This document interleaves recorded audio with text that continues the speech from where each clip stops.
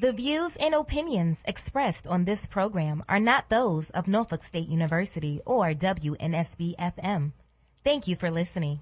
981, your choice for hip-hop and R&B soul. Hey, yes! If you hear my voice, the voice of Kilo, that means it's a brand new episode of Hampton Rose Voices. Woo-hoo! Of course, every single week we bring you the topics that, that forces you to think, forces you to have these conversations that are so very necessary about, having to do particularly with our region, Hampton Roads, and beyond, okay? So, tonight we'll be talking about homelessness. Yes, tonight's show is entitled Fighting Homelessness. Now, of course, even if one person is homeless, then I will say that that's a problem, okay? Because personally, I feel as though that we have a lot of money. We have a lot of resources out here. So we should definitely look out for those who are without and that are unfortunate, whether they lost their job or having to recover from drugs or what have you. I think that we should really have this conversation and expose what is it that we are doing in this area to make sure that this problem is no longer a problem. Okay, so like every other show, I have special guest experts with me tonight. I have Linda Jones. She is the Public Relations Director of Union Mission Ministries. Hello there, Linda. Hello, how are you? I'm doing great. Thanks for coming back. I know we had you for one show in December. Yes. So, thank you for coming back. And also we have Shirley Brackett here. She is the Crisis Response Manager for 4Kids. Hello there, Shirley. Hello. Thank you for having me. Thank you for being here. And of course, we have you, Hampton Roads. So give us a call, 823-9110, 823-9110. I'm going to pose a question like I always do, so we can go ahead and get this conversation rolling. I want to know, have you ever experienced homelessness? Have you ever been, in between homes or sleeping in your car or, fell on hard times? Call in and let me know, how did you overcome it? What did you do? Who helped you?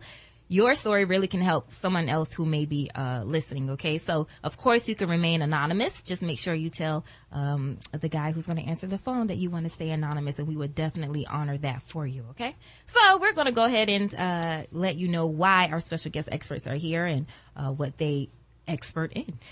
Okay, so we'll start with Miss Shirley Brackett. Again, she is a crisis response manager for 4Kids. Tell us a little bit about yourself.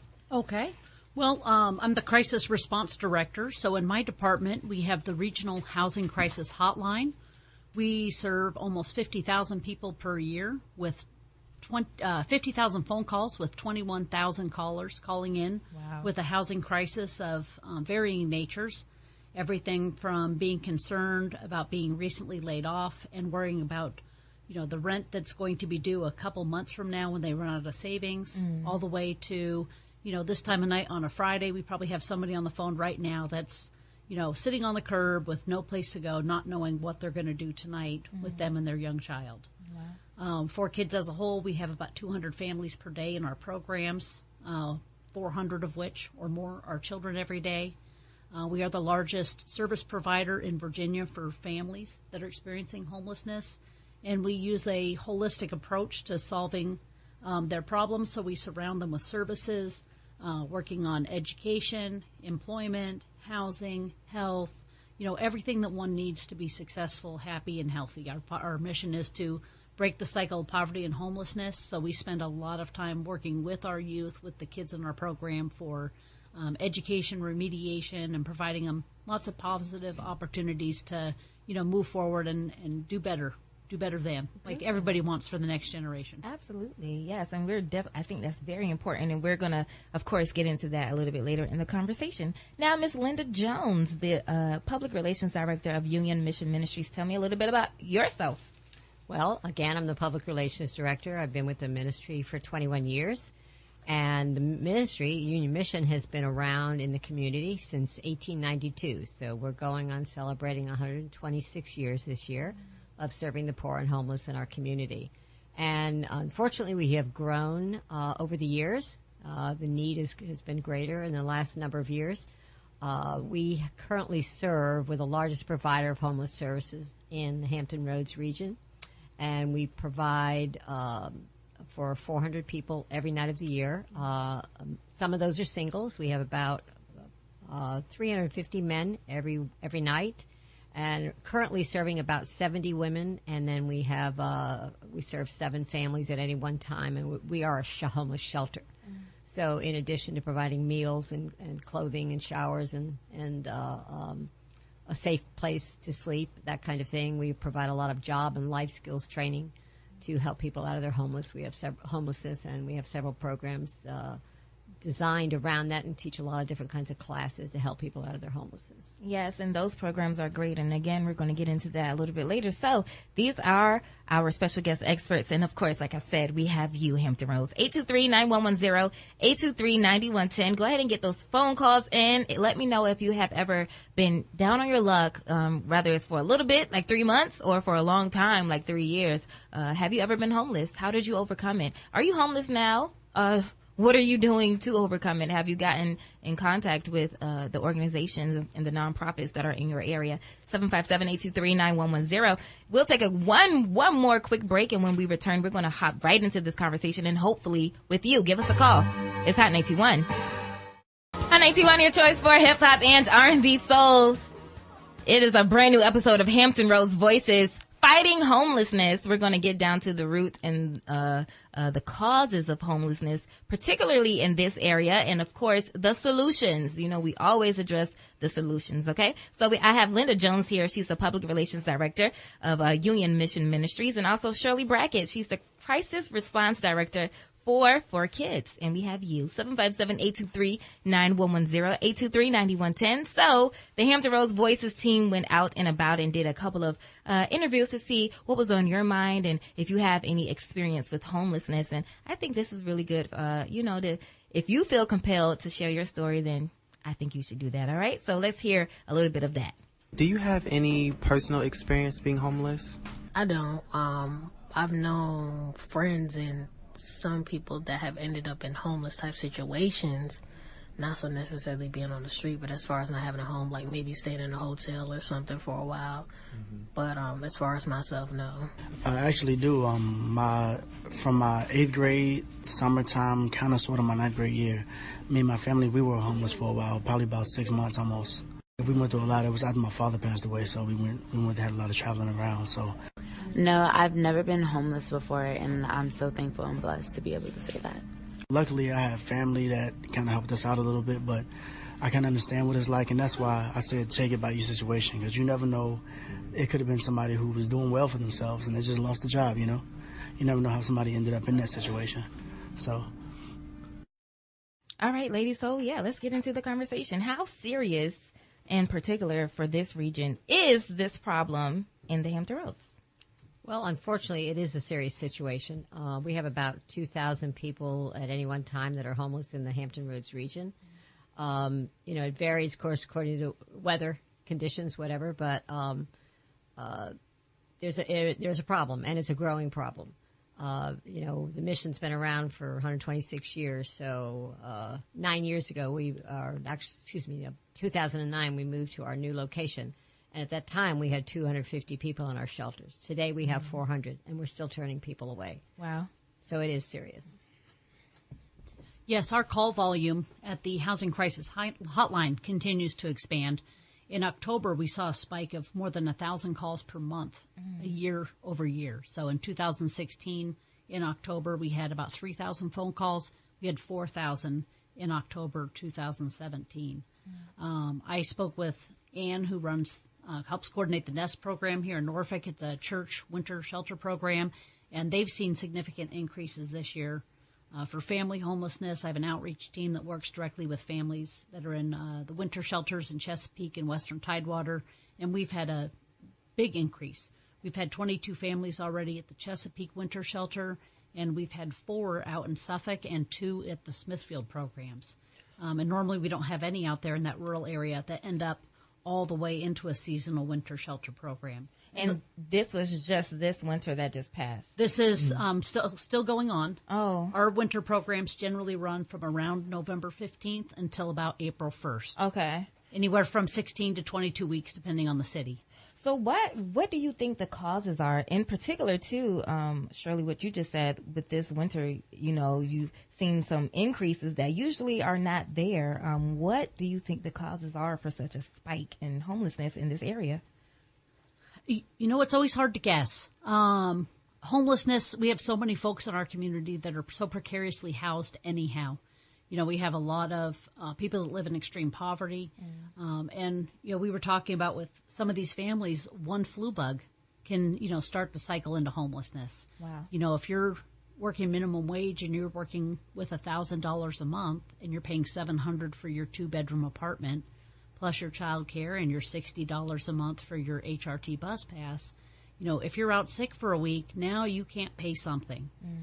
So you're behind on your rent, you're accruing late fees, you give the landlord just enough, now you can't pay the electric bill, and I see. A couple months later, now you don't have enough money for anything, and you're on the streets, you're with friends, you're with family, and and eventually, and it's hard to get back to your own housing. If you're looking at an eviction, now you've got a landlord that wants $1,500 for a deposit plus the first month's rent. So. Absolutely. Yeah. It's kind of like spiraling out of control just from being sick for 1 week. 823-9110, 823-9110. Share your experiences. Have you ever been homeless? And I'll ask you another question. In your opinion, what can the local and regional governments, organizations, nonprofits, churches, what can they do to help combat homelessness in this area?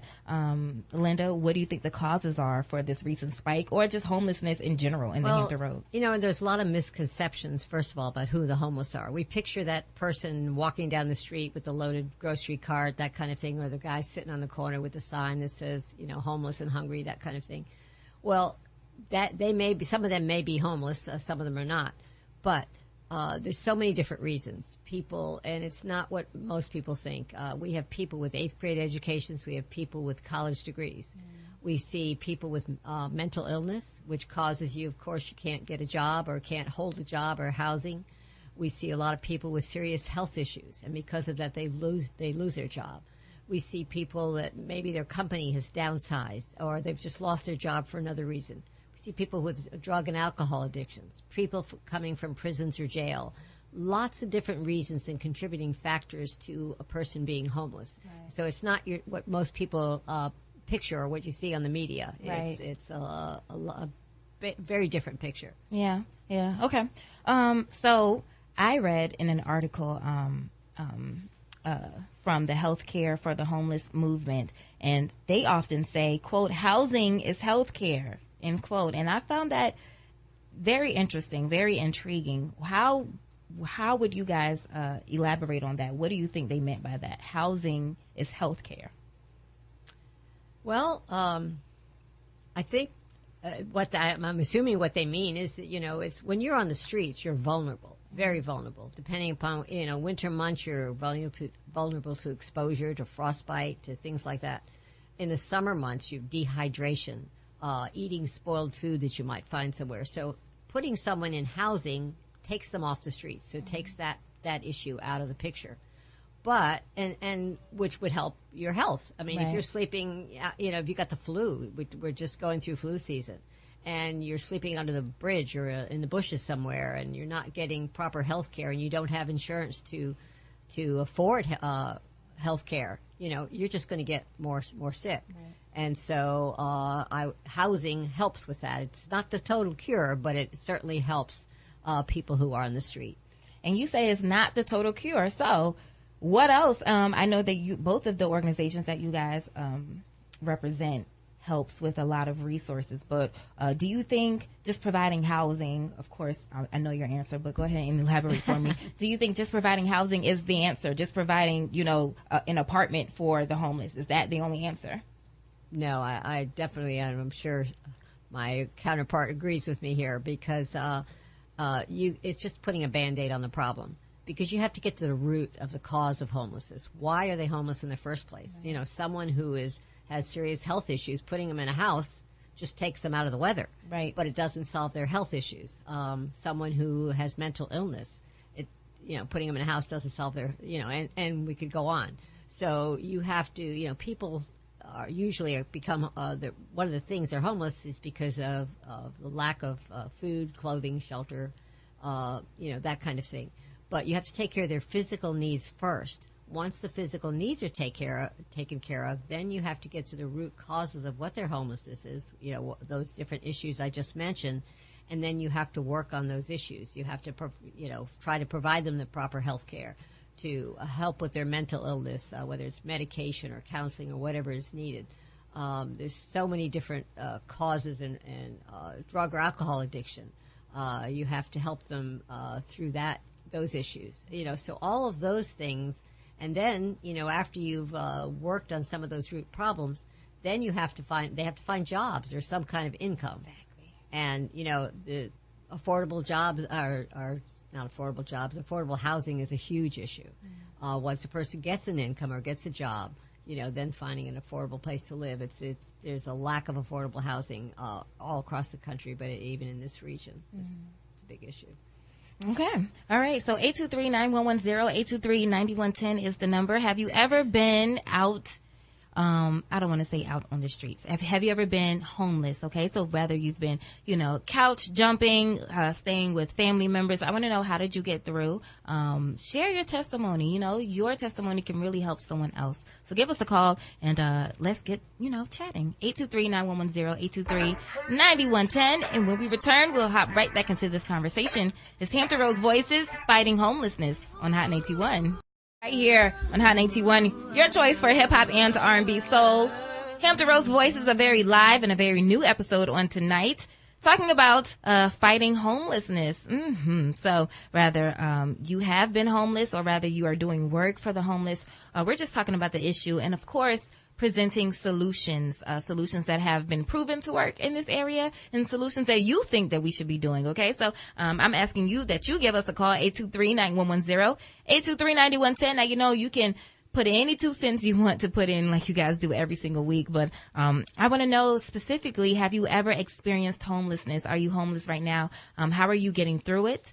You can remain anonymous, because I know everybody doesn't want their business out on the radio airwaves, but if you can call in and share your testimony, I'm sure it can really help someone else who may be listening. And or, in your opinion, what can local and regional governments do, nonprofits, churches, organizations, what can they do to combat this issue in your opinion? I want to hear it all. 823-9110, 823-9110, and we do have some callers on the air. Hot 91, you're live on the air. How are you? Hi, good evening. I'm great. How are you? I'm doing great. Do you want to remain anonymous? Yeah. Okay. My name is Dee, so okay. That's cool. Okay. All right. What's your question, comment, or concern? Okay. My comment is that I was almost homeless about 2 years ago, and I was actually living in affordable housing, but the affordable housing to me wasn't really affordable, because even though they said it was affordable housing, it was still taking a little bit over half of my income. And every month I was short on either paying the rent or having to pay the electricity, because I had to choose which bill do I pay. And all of the bills were very significant and they were important. And I learned from that experience, because I was given an eviction 7 days. I found an apartment 7 days before I was given my eviction. And if I had not found that apartment, me and my 11-year-old daughter would have been put on the street with all of our furniture and everything, which was going to be devastating to her and actually me.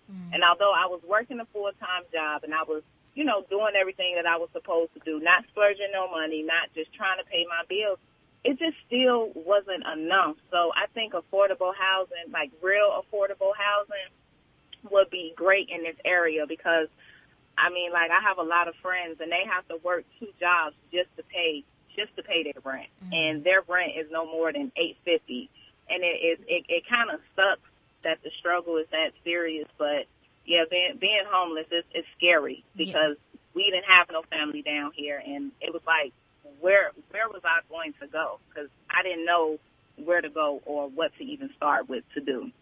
Well, I really appreciate you giving us a call and sharing that testimony. Absolutely. Right. I want to thank you guys for talking about this subject, because it is real, and I think it is overlooked a lot, because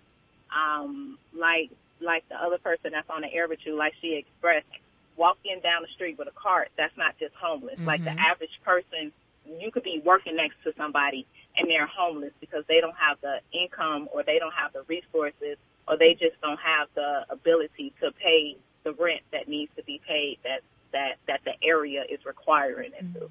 So. Right. Absolutely. So your answer to that is just more affordable housing that is actually affordable.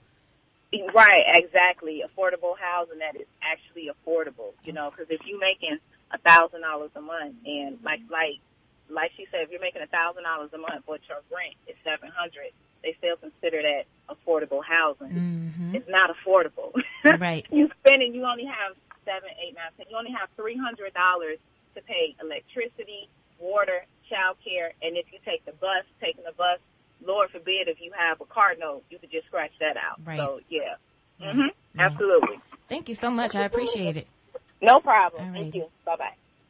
And we're going to keep those calls going. 823-9110, 823-9110. I know that that someone out there has had an experience with homelessness. Rather, you were the one that's pushing the cart, or you're the one that was just, sleeping with families and family members and friends and trying to get your foot in the door to some more money. Call in and share your opinions, okay? 757-823-9110. Hi, 91, you're live on the air. Who am I speaking with? Felicia. Hi, Felicia. I'm sorry. I didn't know if you wanted to stay anonymous. I do apologize. Go ahead. Oh, no, I'm fine. Okay. Well, I did experience homelessness. I actually had a good job, and I lost my job being to getting hurt on the job, and happened to not be able to pay my rent. So this happened maybe about a year and a half ago. I was homeless for 5 months. I ended up having to go and stay with somebody else in order to actually physically not stay on the street. Mm. It was a hard thing to do. It was a big deal I had 4 children that had to be put out on the street. So, yes, I understand all parts of homelessness. So how did you make it out of that? I'm still dealing with it actually because I just now got back into my own place. But it did put me in a real deep depression. And mental health has a lot to do with it as well. And it just takes a big chunk out of you, especially if you don't have family that is willing to help. I agree. Did you take advantage of any of the organizations or nonprofits that were in the area? Just curious. Every time I attempted to take advantage of it, the resources were already used up. And so I think, like the person ahead of me, she said affordable housing. Affordable housing is a big part, as well as the medical treatment for people with mental illnesses, as well as having more resources. That's not the ones that social service can give you, but, more than what is out there, because it's a whole lot of people that's using these resources, and then when it's ones that really need it at the end of the day, is none available. All righty. Well, I'm praying for you that you will overcome. I'm sure you will. And I will. I'm working on it. Yes, Felicia. Thank you so much for calling. Thank you. All righty. Bye-bye. If you're on the air, please hold on for me. We're going to continue this conversation. So she mentioned mental health, ladies, and I think that is a very big one because, of course, if you're going through something as traumatic as that, especially if you have children, it's enough for one person to be out on the streets and to lose everything from underneath them. But when you put in, families on top of that, that can be very traumatic. So we don't really often think about the mental or the social health of the homeless. But Jeff Olivet, he's a contributor to the Huffington Post. He wrote in an article that I found very interesting. He said, quote, "If we think that a housing subsidy and supportive services can create community and human connection, we are mistaken," end quote. And he's referring to the social impact. So just putting, I think in the article he was saying, just putting someone in a house, they missed that human interaction, and that can really have an impact on social health. What are you guys' take on that? Well, there's so many things with that. Being homeless and going through the process of becoming homeless is exceptionally traumatic.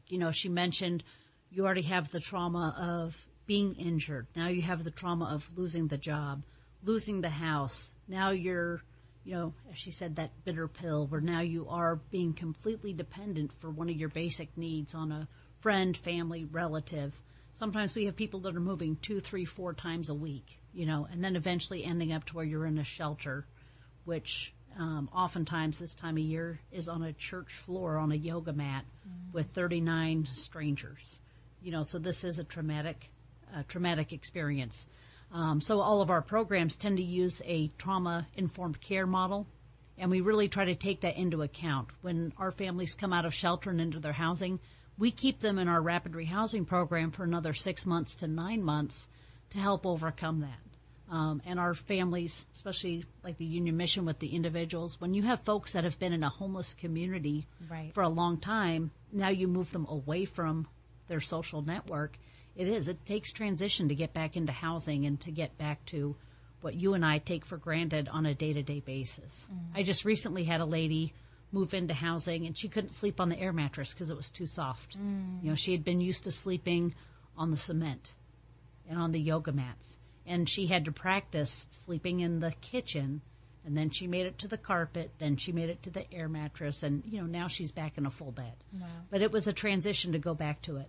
It's amazing how quickly our psyches get used to this, that survival mode. Right. It's true. Mental and social illness is a huge issue. A lot of people come to us who already have mental health issues, and or just the traumas that this woman experienced can cause, as she mentioned, depression. And someone comes in the door of the shelter. Nobody wakes up one day and says, I think I'll go to a homeless shelter. Right. I want to be homeless. It's something that happens to you. Sometimes it's poor choices you've made, but a lot of times it's what's happened to you. And so they come in the door. They're probably ashamed that they're homeless. People, especially if they've been on the streets, people ignore them. They don't acknowledge their existence. It's very dehumanizing. And they come in and they're broken and they're depressed and they're fearful. They don't know what to expect in a shelter. They picture what sometimes is shown on TV, this dark, scary place, and it's not like the Union Mission is not like that. There may be some shelters out there that are. I don't know of any in Hampton Roads, but they come in with those feelings, and so one of the things they have to do is we have to earn their trust. Because they don't know who to trust. They haven't been able to trust anybody. Possibly family members have abandoned them. Maybe because they have been from house to house to house, and maybe they're staying with a relative who already has a large family and they can't support them.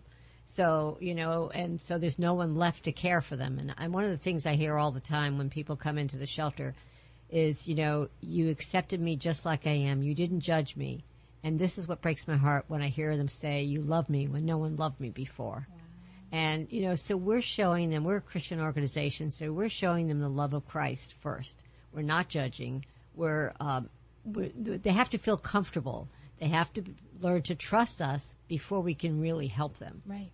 So that's what it's all about. Yeah, it really is. And we've been talking about the issue, and I know that we are a solution-driven base. We're going to get to those solutions. We definitely are. If you're on hold, please continue to hold. We're going to take one more break, and then we're going to hop right back into the conversation and hop in right on those phones as soon as we get back. But let's go ahead and get some more calls. 823-9110, 823-9110. I want to know, have you experienced homelessness? Are you still going through it? How are you overcoming? How did you overcome? Your testimony can really help someone else. Also, even though that these resources are very, very limited, and the organizations around here are doing a great job and they're trying their hardest, what else can they do? What else can the government do, or the nonprofits, or the churches, or what have you? I want to know your take on it. Let your voices be heard. 823-9110. We're talking about fighting homelessness right here on Hampton Roads Voices. Hot 91. Hot 91, your choice for hip hop and R&B soul. Hampton Roads Voices live and direct right now with a brand new episode called Fighting Homelessness. We are getting to the root of the problem. And you know what? I think something profound, one of the ladies said, and a caller has said that, homelessness is not just the person that you see pushing the cart on the street. Homelessness is you don't have a place to live. So if you're living in an extended stay hotel, or if you're jumping from couch to couch and living with family members, that is still homeless. So we're trying to spread some statistics and some awareness first, and then we're going to get to these solutions as far as what is available for you with the nonprofits that are, well, the organizations that are represented here. So I have Shirley Brackett. She's the Crisis Response Director for Kids, and I also have Linda Jones. She's the Public Relations Director for Union Mission Ministries, and both of those organizations are shelters, and they, provide shelter, of course, and some of the other resources that they have for the people that are housed there. Okay, so we also have you, Hampton Roads, 823-9110, 823-9110. I want to hear your testimony. You can really help someone else, and you can remain anonymous. We're going to hop right into the calls. Hi, 91. Thank you so much for waiting. If you can turn down your radio, that'd be great. Hello? Hello? Hey, could you turn down your radio for me, please, sir? How you doing today? You're live on the air. All right. All righty. What's your question, comment, or concern? Okay. My name's Sherman McCall. Okay. And I was homeless, right? Mm-hmm. And I'm a heart patient. I got a pacemaker in my chest, and like I say, just something I got to say to people's right. And I was on the street using drugs and stuff, and I was homeless, staying behind houses, sleeping in people's porches, and it was bad. It's bad, So I went to the Union Mission on Virginia Beach Boulevard, and I stayed there for about 3-4 months. And like I say, I'm on disability, right? And I retired from my job, and I was getting checks, and I was saving. You had to save your money up while you in there I went for housing, and I saved up about $3,000 some for housing, That at the Union Mission, that's a must. If you can't work and you on disability and retirement, something like that, you got to save $500 a month for housing. So that's what I went for. And like I said, I stayed on the street, for a while, a couple of years. Like you say, walking the street. I get my money every month, and I pay some out $100 for to stay in the house for a couple of days, stuff like that, or go to the whole like people saying to the hotel. I had money, and I had about $2,000 in my pocket, and I paid the hotel. Every month, I paid them for a week. You got to pay something like $400-500 for the stay there for a week, and I stayed there 2 weeks. Just messed all the money up. So after my money was gone, I had to go back on the street again. But make a long story short, homeless, is tough out there. And like now, I went to the Union Mission again. That was a while back.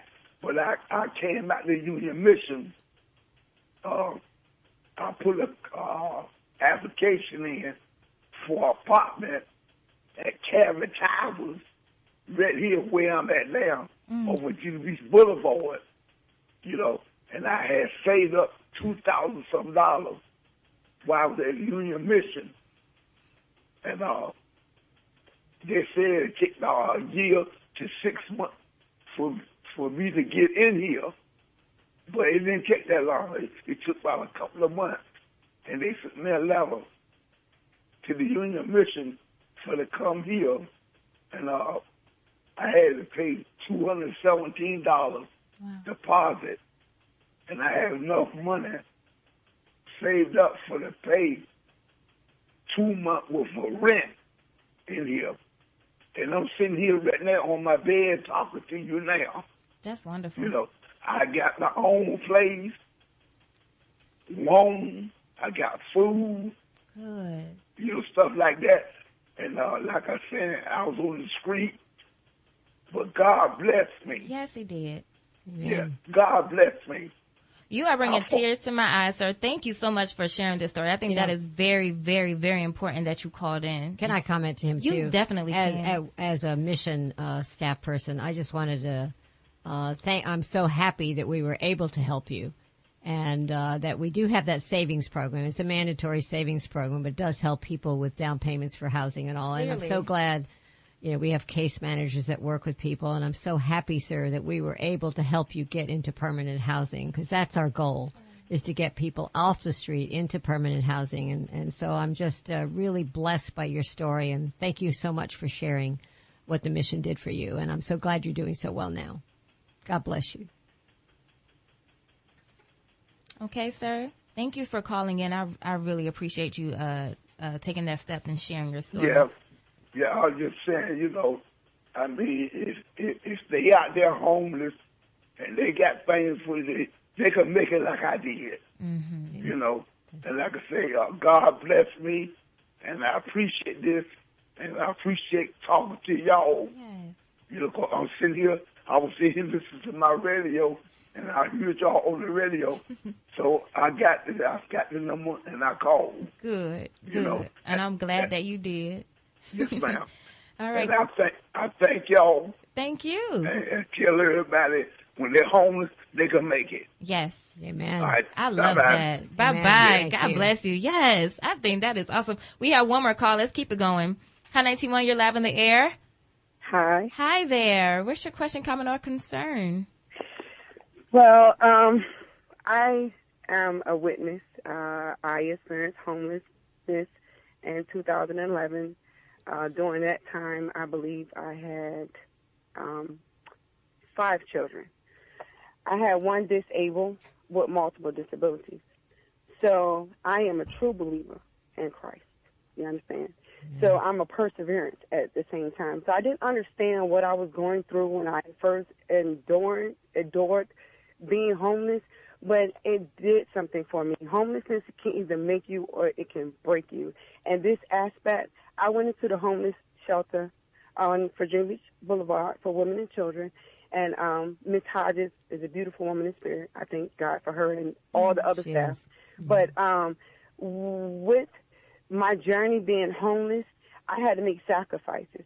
I had to make the choice to put my child in St. Mary's. I'm okay.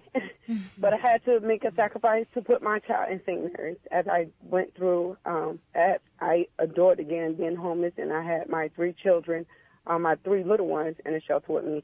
And I had to send my 15-year-old son to stay with his paternal grandmother while I got through this dilemma of this homelessness. But then in the same sense, me being homeless, it brought like passion to me.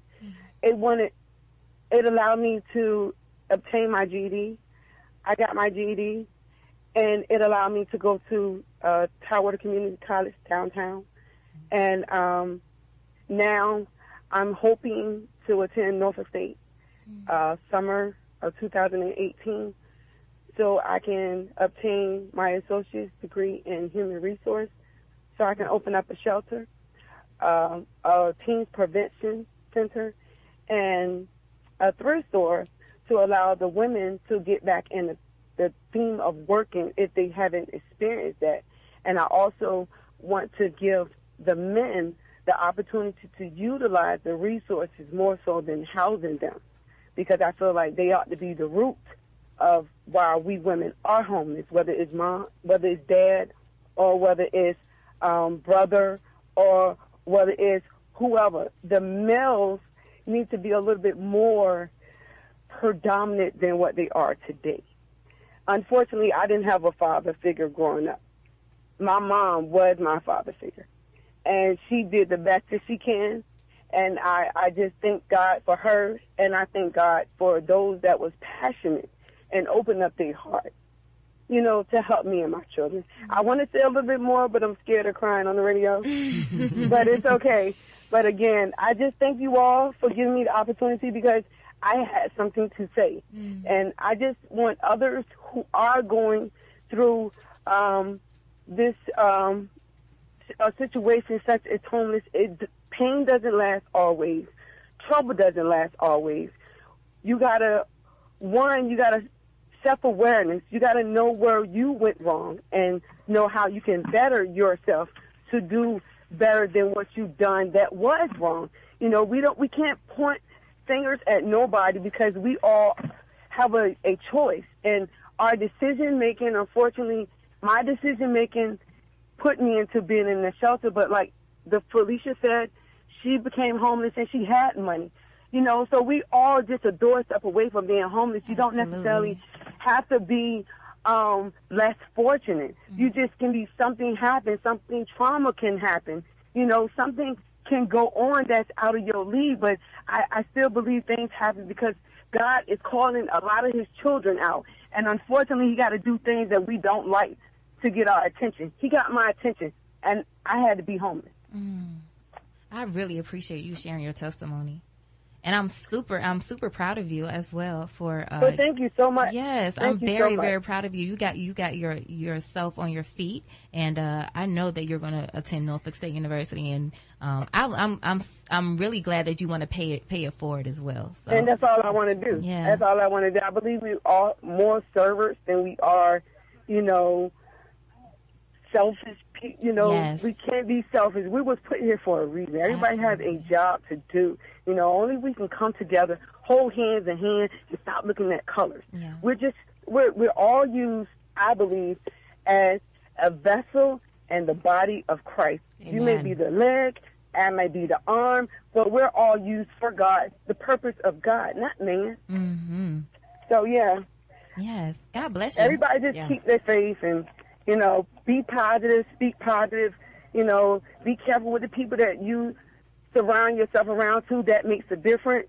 Again, you got to know thy self-worth, and you got to know that, again, hardships come and go, but it depends on how we get out of it. It's light at the end of the tunnel. Mm-hmm. Yes, ma'am. It's definitely light at the end of the tunnel.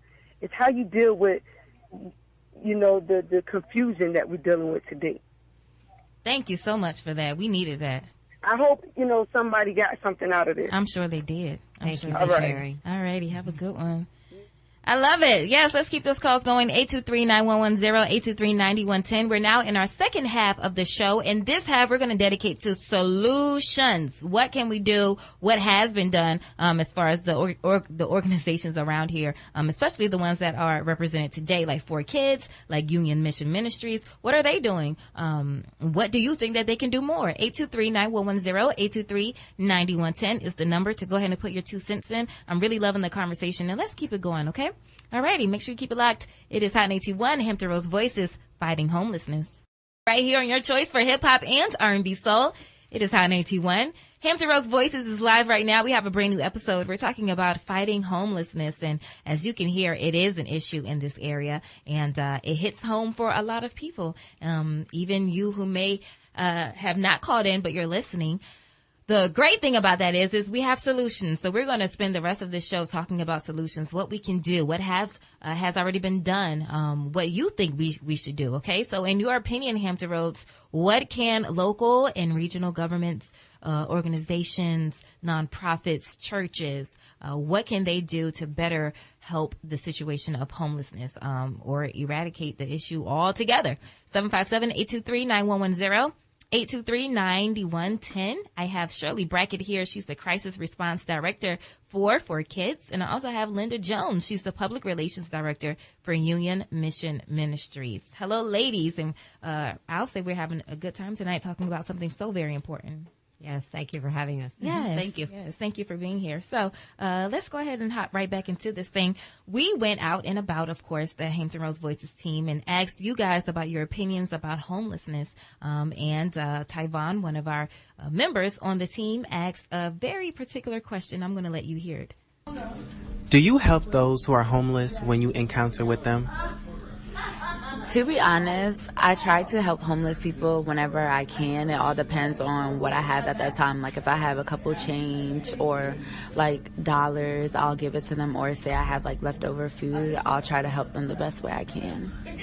I do the best I can. I live downtown Newport News, so I see a lot of homeless people. And there are those who pretend and there are those who are actually homeless. Those who are actually homeless, I try to give them some food.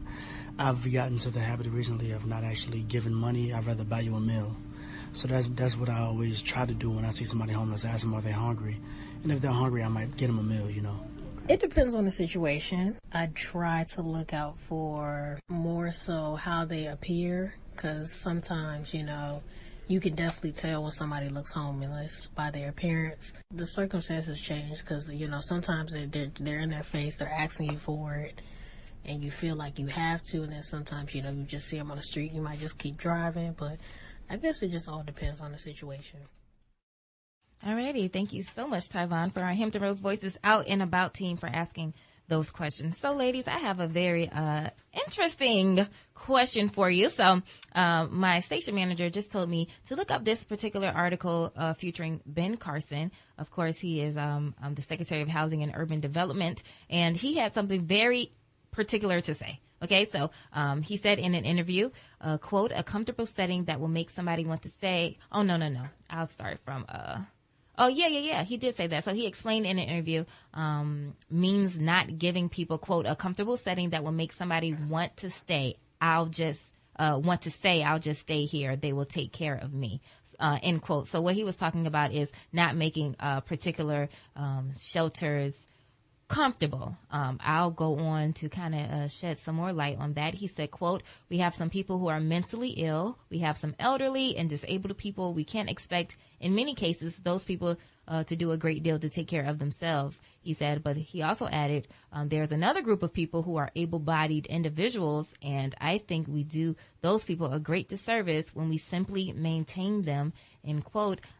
He said his belief that too much government assistance has led to too much dependence. So tell me a little bit about your take on that. Well, I say from the families that we work with, I would say that that's very much not the case.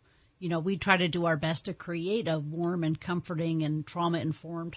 This is a traumatic place, and no matter what the parents did or didn't do and what the circumstances are that they got there, I mean, these are children with no house. These are children that are going into a shelter, and it's important that we have fuzzy blankets and that their rooms have locks so they can feel safe. And it's important that they have a microwave and a refrigerator in case they need a, bedtime snack, or the family wants to eat dinner together alone and not in the dining room. These are all things that are really important for the trauma-informed part. I can't imagine how much healing and trust and forward movement we would have if somebody was, bringing their child into an institutional setting, where you're on the equivalent of, a bed that looks like it belongs in a jail. Right. And, it's not supposed to feel like punishment. Right. Or especially not to the kids. Purposely uncomfortable, yeah. And we have... even with us making it comfortable, people don't necessarily want to stay. There's very few people that come in and be like, okay, well, I'm good till Christmas, right? Most people are immediately wanting to engage with their housing locator and with their case manager and make a plan for moving forward. Right. No matter how comfortable it is, it's not home. Right. It's not where you want to be, and it's not what you want for your kids.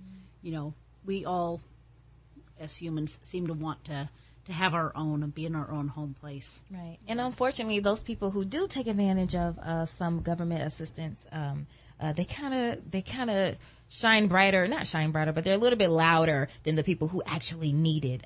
Ms. Jones, what is your take on this? Well, again, we also want to make it comfortable and warm and inviting when they come to get through the trauma of being homeless, because no one wakes up one day and says, oh, I think I'll go to a homeless shelter.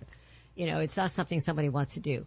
So, but we have, they have to meet with case managers when they first come in the door. The case manager lays out a plan how they're going to get out of the homelessness. We offer classes and job skills training and all these tools to help them out of their homelessness. But we tell them, this is not your permanent home. This is something to help you to get into permanent housing. So we give them, initially we say you've got 14 days in the men's shelter, for instance.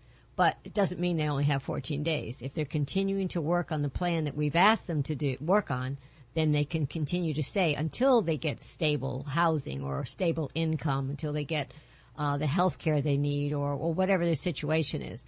But again, we have very strict rules. You have to be in at a certain time. You have to eat at a certain time. I was talking to you earlier. We had a lady that came in our shelter, and she was in her 50s, and she said, this is like the Union Mission jail. Here I am, 50 years old, and you're telling me what time to eat, what time to go to bed, and what time I have to be in. But by the time she left our shelter, she was saying this was like the Union Mission College. Wow. I learned so much. And now she has her own place. And our goal is to get them out of shelter and into permanent housing. Because as everyone says the same, as we just said, everybody wants their own place, something that they can, but they have to be prepared for it. Right. They have to learn to save the money and budget their money and all those things and have the tools so they can stay out of homelessness. I believe that is the answer. Like you guys both have said in your own ways, comfortable enough so that they're getting through the trauma because, 4 kids, these are children who have to, they have their own responsibilities as far as school and they are homeless and, we have families and not even adults, it's traumatic enough. So making it comfortable, making it warm, making it inviting, but also having that plan in place to get them out. I think this is very, very important.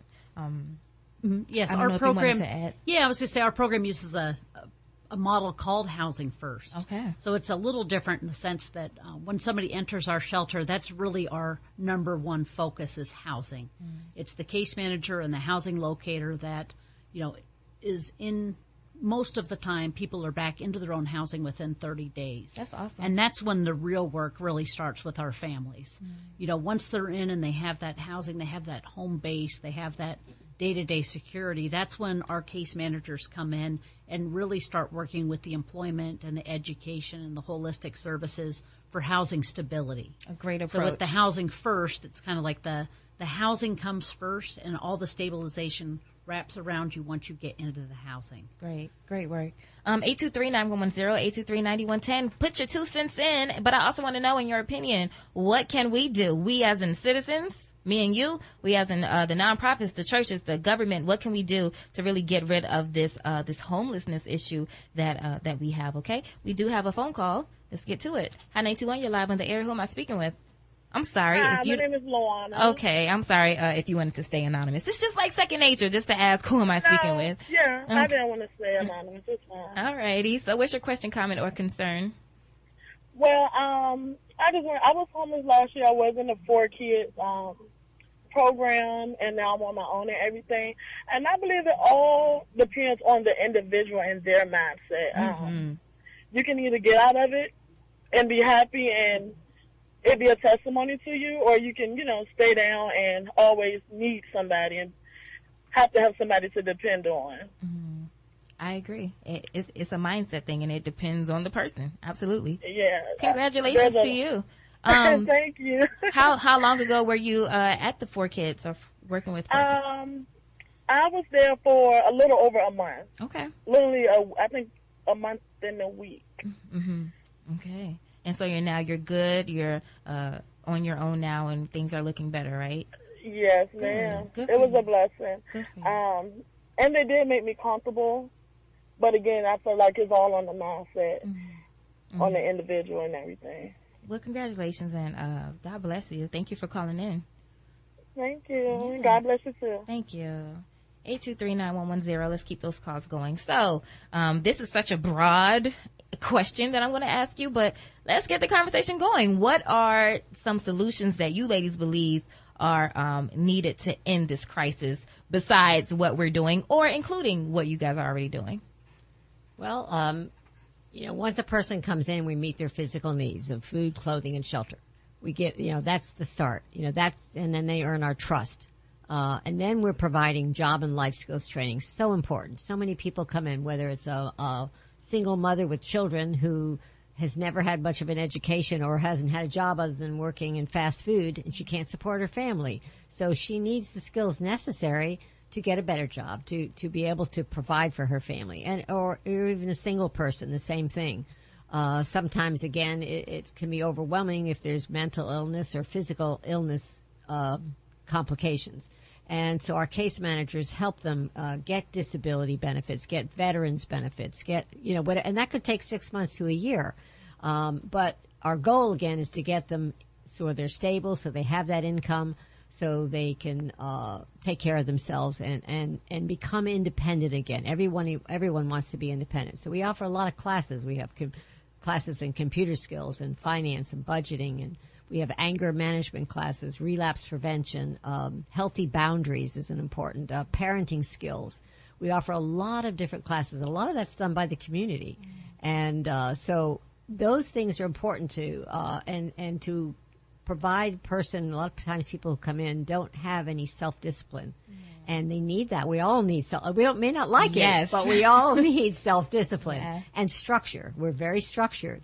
And so, that tends to not make people want to stay forever, which is okay, because we don't want them to stay forever. Right. But, our goal is to get them into their own home and where they can take care of themselves. So the average stay in our men's shelter is probably 90 days, and the women's shelter is 3 to 6 months. It can be longer, it can be shorter, but it all depends on that individual. We're trying to give them the tools necessary that they need so they can make a better life for themselves and their families. And you think those would be the solutions, providing those skills, providing those resources is the solution for any home? And it's not as easy as it sounds. A class in computer skills is not going to give you everything you need.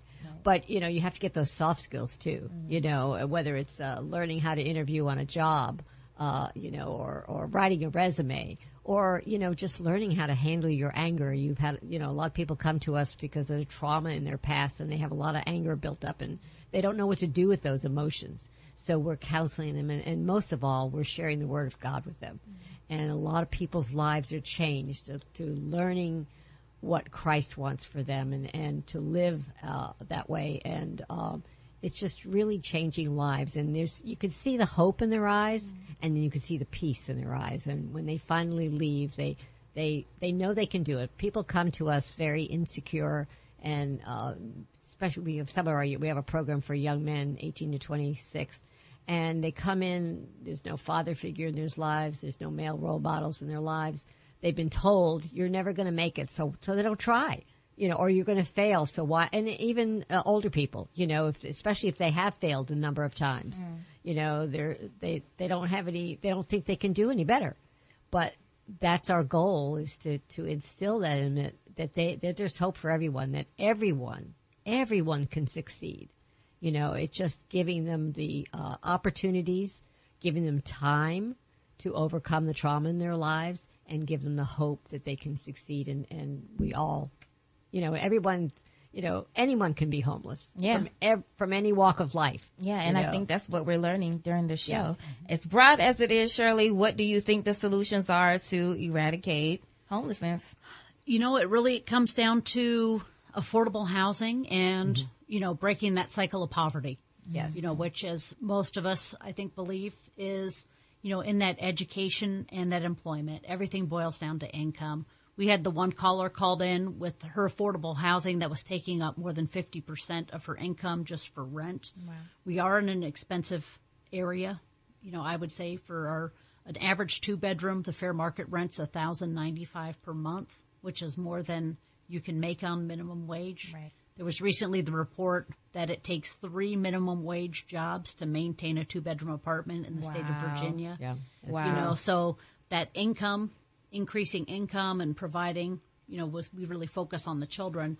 Those kids with the tutoring and the remediation, our kids are able to, 90% of them, advance to the next grade level, so that next generation is going to have the education skills and the opportunities and the exposure to go to college and go to the technical schools and get those living wage jobs. Yeah. The affordable housing, the best way to keep people housed is to get houses they can afford. Yeah. And it's not realistic to have 75-80% of your housing expense coming out of your paycheck. Yeah, of course. And is there an easy answer? Well, is it more public housing? Is it more Section 8 vouchers? Is it, increasing income. I think it's a combination of all of it. Yeah. Very true. So as far as the little things, so we know what the great organizations for kids, Union Mission Ministries, the many others that are out there, we know what they're doing. But as far as like little old me, what can I do to kind of help with this problem that affects the people around me in my community? Well, I can tell you, and I can speak for 4 kids as well. The first thing you can do is support us financially. Okay. Because it takes we serve 400 people in 2 shelters every night, and that costs. We're providing the meals and the clothing and the place to shower and all the things and the case management, all those things that they need, the counseling. So financial support is key. Another thing you can do is refer people to us. You see, people. I heard one of the callers earlier, or one of the questions was, what are you doing to help somebody homeless? And many times people will see a homeless person on the street and they don't know what to do. Right. Their hearts are moved and they're unsure because, first of all, they're not sure if the person's really homeless. Right. And someone gave good advice, another caller, about not to give money. If you really think the person's hungry, go get them something from McDonald's or offer that. If they're hungry, they'll take it. But even better than that, I mean, you might do that to help the immediate need, but refer them to a shelter. Norfolk State University Broadcasting, WNSB, Norfolk, Chesapeake, 91.1 FM, and HD1, Virginia's only full-time urban public radio station. Hot 91. You don't know what to do. You're afraid to give them money. So carry a little bag with a bottle of water, this time of year, a pair of socks, and maybe a knit hat and some gloves, and a bottle of water and some nabs. But put a card in there, and that gives us the hours of our operation, the times we serve meals, and that kind of thing. But one of the most important things, one of the biggest issues a lot of homeless people have, is transportation. Right. So we say put in a bus pass.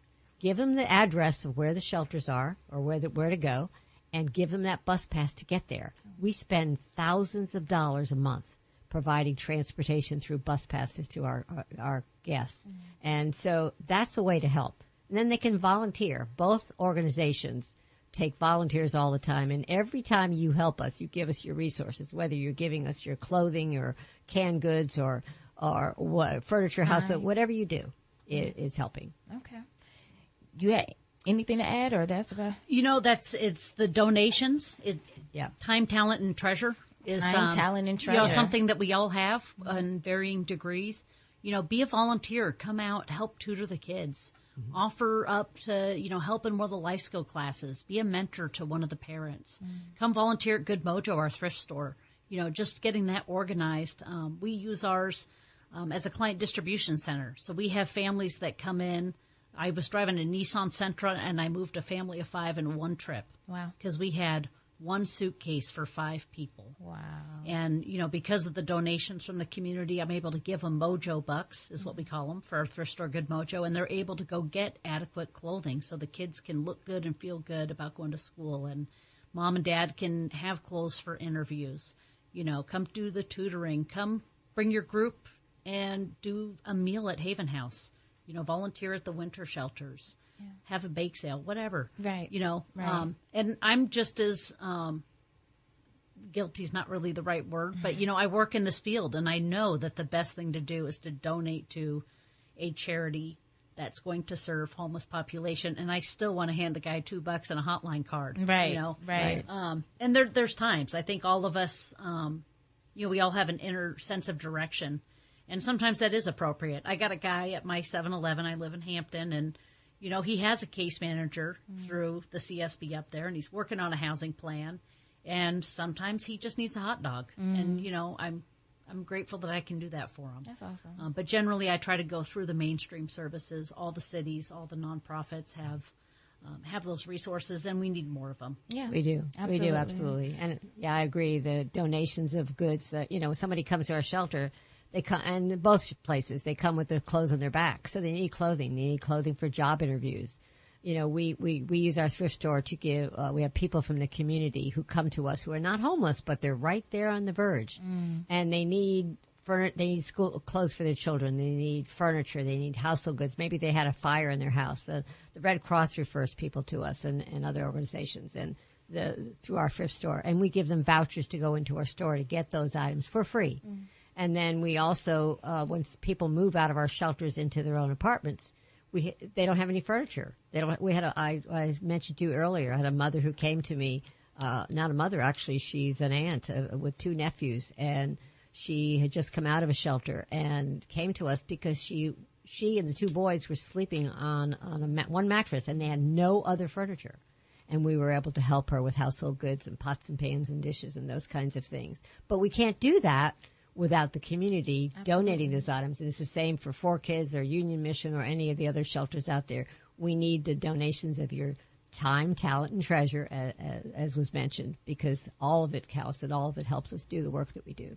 Yeah, I think one caller said we have to be, well, I'm pretty sure she did say, we have to be more selfless and less selfish. So it sounded like just things that we have around the house that we no longer use are just, laying there. They're not trash, but, we no longer use. They're gently used, or, we're so quote unquote busy. And so we never have the time to do this and to do that. But if we just take a second just to give time or give things that we already have or give our talent, it can make a world of difference. And just imagine if everybody was doing that. It can really make a world of difference. So we're going to take a quick break, but when we return, we're still talking about fighting homelessness. We're still speaking about the solutions, okay? And I want you in on this conversation, Hampton Road, 757-823-9110. If you have been homeless before and you want to share your testimony about how you made it through, I would love to hear from you. We had some great callers earlier share their experience. Or if you just want to put your 2 cents in on what you think the solution is. One caller said that we need more affordable housing that is actually affordable. If you want to put your 2 cents in on that or any other solutions that you may have come up with, put your 2 cents in. I want to hear from you. 823-9110, 823-9110. It is Hampton Roads Voices Fighting Homelessness right here on Hot 91. Hot 91.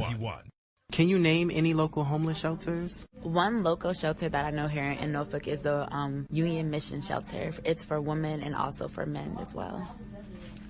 The Peninsula Rescue Mission is a homeless shelter that I actually worked with in high school, and I think there's one called Newport News Link. There's another one in a couple of churches like Messiah Baptist Church, New Bethel Cathedral. I think they still have a homeless program in Hampton. Hot 91, your choice for hip hop and R&B soul. Hampton Roads Voices. We're in the home stretch here, but we're still talking about fighting homelessness. And the solutions, of course, we talked about the statistics. Don't forget that we do have a YouTube channel. And I know that this show is 2 hours long, and who is in the car for 2 hours driving across Hampton Roads? So just for you, we have this channel in order for you to go and just with the click of the mouse, you can get these topics and these great shows that I know that you want to re-indulge in. Okay. So yes, Hampton Roads Voices, that is the name of our channel on YouTube. Please become a subscriber. Subscribe. We have a last week's show, The Power of the Black Dollar, on our channel right now. Okay, so we have special guest experts with us today. Shirley Brackett, she's the Crisis Response Director for 4Kids, and Linda Jones, she is the Public Relations Director for Union Mission Ministries. And do we still have that call, Chris? You still got that call? Okay. Thank you for being so patient. I really appreciated you are live on the air. What's your question, comment, or concern? Hello. Hey. Good evening. My name is Lavita, and I am a volunteer, a 6-year volunteer for the Mojo in Norfolk. Good. And I've been volunteering for 6 years. At one point, I was volunteering 40 hours a week because I was an at-home mom, and then it went down to, so many hours, and now I'm back with, I like to say hello to Maria, Jesse, Victor, and Kyle over at the Good Mojo. I volunteer with my 71-year-old mom and my 18-year-old daughter every Saturday and every Sunday. So for me, volunteering, I've always said, is good for the soul. When you give with no expectations, it should just fill your heart with joy. And with all of, the men, the women, and children that are homeless, it breaks my heart when I see women and children out. And I think I know it has really worn off on my now 18-year-old daughter, because now that she's driving, I see her pulling over and, doing something nice for someone. It's one of those things that it just tugs at my family's heart. I don't think my mom ever let me say this. My mom is from Memphis, Tennessee. She's 71. And she volunteers at the Good Mojo every Saturday. And I don't think my mom ever thought about doing volunteering for somebody for free. Because most people that I've said, hey, why don't you and your girlfriends come down to the Good Mojo and volunteer? You'll have a great time. The time goes by so fast. We have a good time, and you meet lots and lots of people. And the first thing they say is, I don't want to work like that for free. And I'm like, it's good for the soul. Wow. A lot of people out here don't know what volunteering can do for you and what volunteering can do for someone else. And I just thank God for the Good Mojo. I'm blessed. I am truly blessed with God's grace and mercy, and I just want to be a blessing to someone else. So I find myself always doing random acts of kindness for people.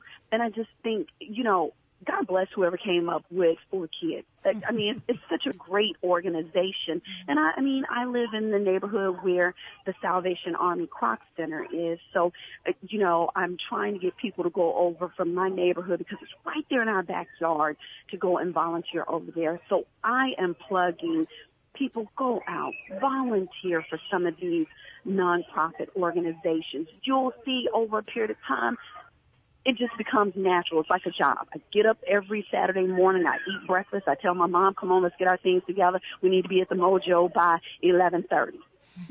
Come on, Mom, on Sunday after church services, come on, we need to go home and change our clothes and get on over to the Mojo so we can volunteer. And it's a great thing to do. And that's what I have to say about volunteering. Well, God bless you, ladies. Thank you so much. We sure appreciate our volunteers. Yes, we do too. Thank you. And that's how you stay blessed, in my opinion. In my personal kilo opinion, I believe that's how you stay blessed. That's how things are continue to work out for you because you're giving out. What you give out is what comes back to you. That's my personal opinion. So, ladies, preventative measures. Do you believe that there are any preventative measures? And if so, what are there to prevent homelessness, I guess? Yeah. Well, again, part of it is housing, and we keep coming back to that. But finding affordable housing, because somebody who's just working for minimum wage can't support their family with the costs of rents and having to pay water bill, light bill, and all that kind of stuff. So affordable housing. Education. With the housing, sure, Miss Linda, do you believe that we should have those, even though the need would always be there, but even if there is not, a dire need at that particular moment, should we just have that waiting, to be proactive? Do you think that's an answer to that? Waiting, you mean having the housing available? Right, just having those up and running and going, and even though every unit is not occupied. Well, to be perfectly honest with you, if you have housing available, it'll be occupied. Right, okay. There are people living in hotels and living with family members, so they're just waiting to find housing that they can afford, or coming out of shelters. So Gotcha. And you said education? Education. People need job and life skills, and sometimes because of situations in their family, or maybe they didn't graduate from high school, they need the opportunities to go back and get an education or get the job skills they need so they can support their family. So that will prevent homelessness right there. Right. Really can't think of another reason other than, it's, and it's people helping, people reaching out, just to, and help the shelters, the people, the organizations that are providing services. We need your help. Yeah. Whether it's volunteering, whether it's donating goods, whether it's donating your finances. That'll give us the resources that we can help people, because besides people that are homeless, we help people that are not homeless.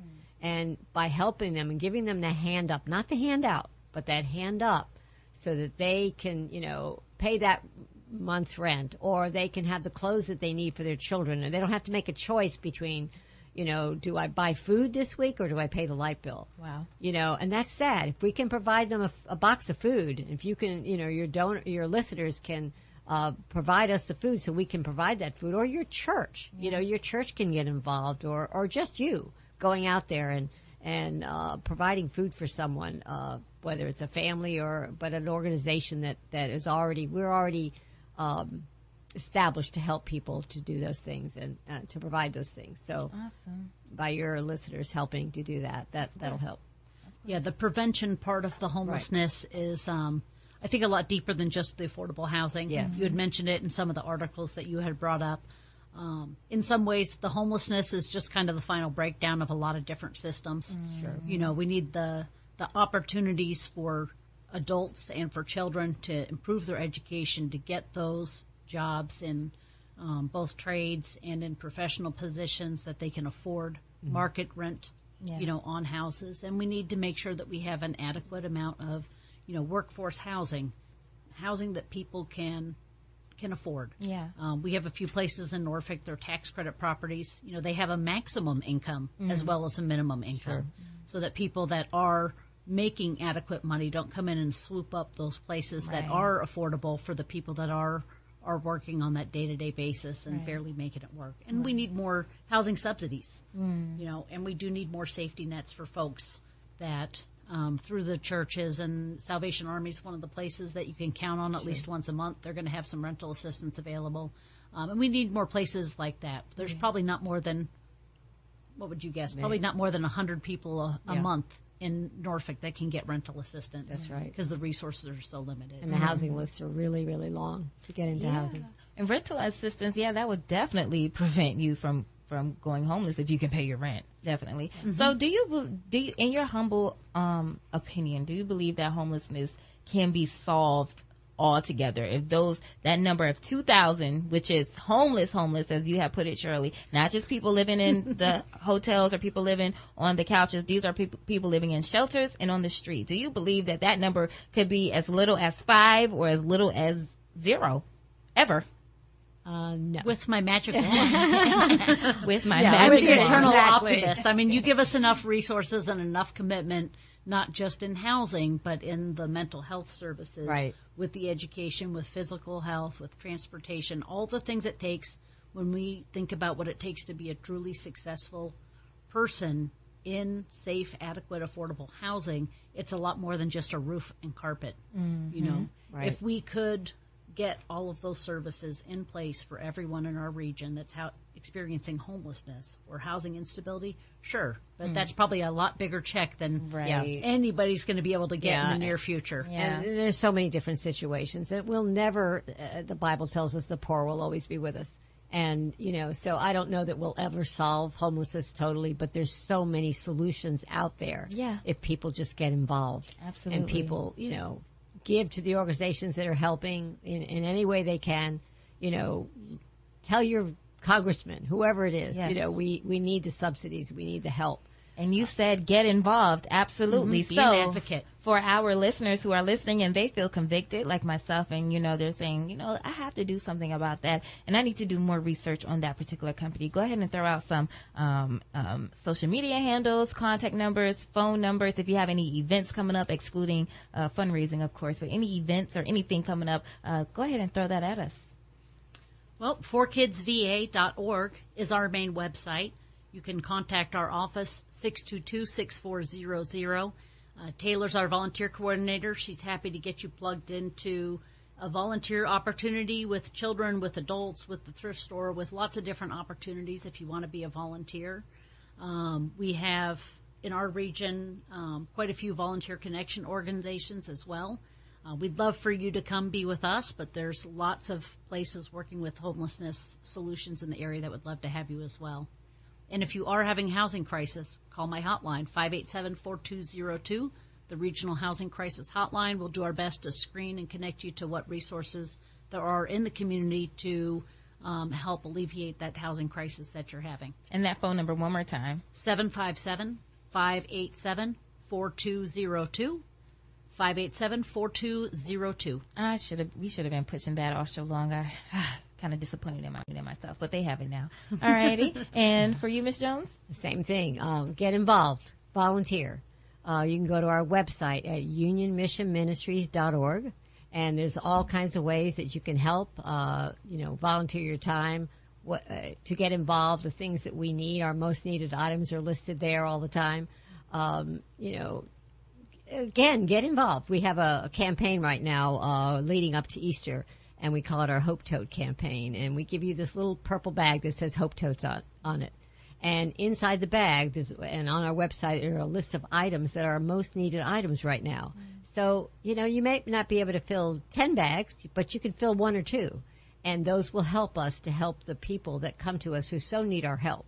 So there's lots of ways to get involved. And you can call us at 757-627-8686. Our volunteer coordinator's name is Cindy Smith. Or you can just call me for more information. My name again is Linda Jones at 627-8686. Okay. Well, thank you, ladies, for being here. It was a great conversation. And even though it is serious and it is definitely an epidemic, I'm glad that we can have this conversation to promote solutions and get people, like we keep saying, involved. Okay? All righty. And thank you, Hampton Roads, for listening. Don't forget. Yes, thank you for having us. Yes, thank you. Yeah, no worries. Don't forget that we are on YouTube. All right. And don't forget that we are going to also rebroadcast this particular episode this Sunday at noon. Thank you. Thank you for listening. And make sure you keep it locked right here. It is Hot 91.